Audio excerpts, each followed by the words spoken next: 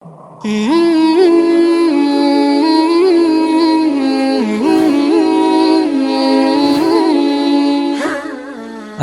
علیکم ناظرین محترم، رواں سال یعنی سال 2023 کو امام مہدی علیہ السلام کے ظہور کا سال تصور کیا جاتا ہے، جس میں مختلف حوالوں اور بنیادوں کو پیش کر کے یہ دعویٰ کیا گیا ہے 2-3 سالوں میں امام مہدی علیہ السلام کا ظہور ہوگا، اور یہ بھی دعویٰ کیا گیا ہے کہ 2024 یا 2025 میں امام مہدی علیہ السلام کا ظہور ممکن ہے۔ حتیٰ کہ پیر طریقت حضرت مولانا پیر ذوالفقار صاحب نقشبندی مدظ اللہ الحالی کی طرف سے یہ بات منسوب کی گئی ہے۔ انہوں نے حرم شریف میں قسم کھا کر کہا کہ 2025 میں امام مہدی علیہ السلام کا ظہور ہوگا، مگر بحیثیت مسلمان ہمارا ایمان ہے کہ غیب کا علم صرف اللہ جانتا ہے، مگر بات یہ بھی ہے کہ اللہ کی دی ہوئی کتاب میں ہی قیامت سے قبل ظاہر ہونے والی نشانیاں، جن میں نزول امام مہدی اور عیسیٰ بن مریم علیہ السلام کی آمد کا ذکر تفصیل سے ملتا ہے۔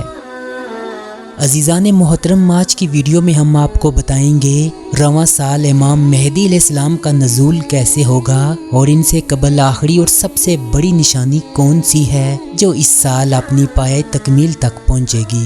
ویڈیو میں ساتھ بنے رہیے گا، چینل کو سبسکرائب کیجئے اور بیل کی آئیکن کو بھی دبا دیں، کیونکہ آپ کو دلچسپ اور معلوماتی ویڈیوز باقاعدگی کے ساتھ دیکھنے کو ملتی رہیں گی۔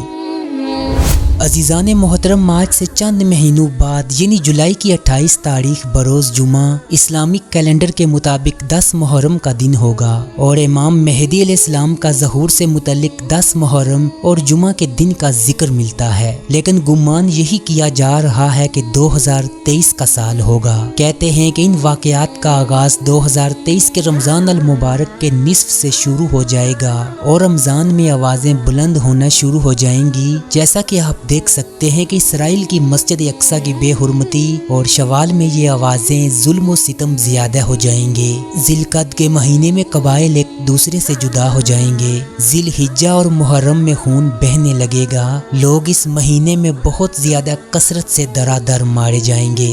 90% چانس یہی ہیں کہ 2023 کا سال امام مہدی علیہ السلام کے ظہور کا سال ہوگا۔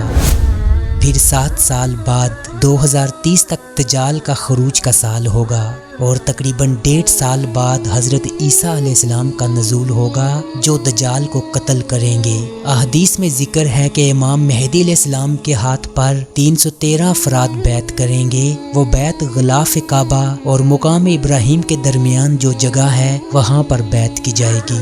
احادیث میں ذکر ہے کہ کالے جھنڈوں والے خراسان سے نکل کر امام مہدی علیہ السلام کے ہاتھ پر بیعت کریں گے، اور دنیا کی کوئی طاقت انہیں روک نہیں سکے گی۔ امام مہدی علیہ السلام کے ظہور سے متعلق احادیث میں ذکر ہے کہ ایک بادشاہ کے انتقال پر 3 شہزادوں میں اختلاف ہوگا، تو اس حساب سے موجودہ عرب کے بادشاہ، جن کی عمر غالباً 86 برس سے تجاوز کر چکی ہے، ان کے انتقال سے پہلے ظہور نہیں ہوگا۔ عجیب اتفاق یہ بھی ہے کہ اگست 2023 میں ترکی کا 100 سالہ معاہدہ لوزان بھی اپنے اختتام کو پہنچے گا۔ امام مہدی علیہ السلام کے ظہور سے قبل دریائے فرات خشک ہو جائے گا، جیسا کہ آج تیزی سے آپ دیکھ سکتے ہیں۔ دریائے فرات دن بدن خشکی کی جانب گامزن ہے، اور کہتے ہیں کہ اس سے سونے کا ایک پہاڑ ظاہر ہوگا، جسے لینے کے لیے لوگ جنگ کریں گے، اور ہر 100 میں سے 99 لوگ قتل کر دیے جائیں گے۔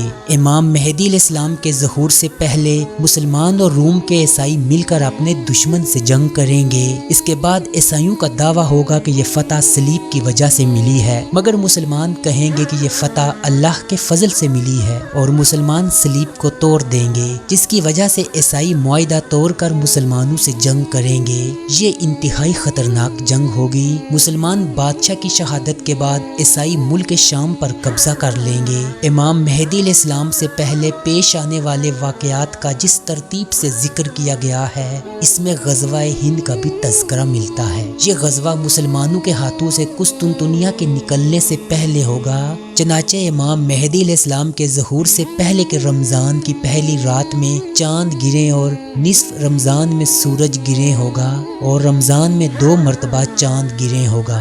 روایات حدیث میں معقولہ علامات کی روشنی میں یہ بات لکھی گئی ہے اور رسول اللہ صلی اللہ علیہ وآلہ وسلم کی بیان کردہ پیش گوئیوں کے حق ہونے پر ہم سب کا ایمان ہے، اور احادیث نبویہ کی من چاہی تشریح و تعبیر اور اس کے مفہوم و مراد کی ایسی تعین جس کے الفاظ کی احادیث میں کوئی گنجائش نہیں، یقیناً یہ ناقابل قبول ہے۔ اس لیے امام مہدی علیہ السلام کے ظہور پر ایمان رکھتے ہوئے اس بات کی تعین یا تشریح سے بچنا ضروری ہے۔ غیب کا علم صرف اللہ جانتا ہے۔ ویڈیو کے متعلق اپنی رائے کمنٹ باکس میں ضرور دیجیے گا۔ آپ سے ہوگی ملاقات اگلی ویڈیو میں، تب تک کے لیے مجھے دیجیے گا اجازت۔ اللہ نگہبان۔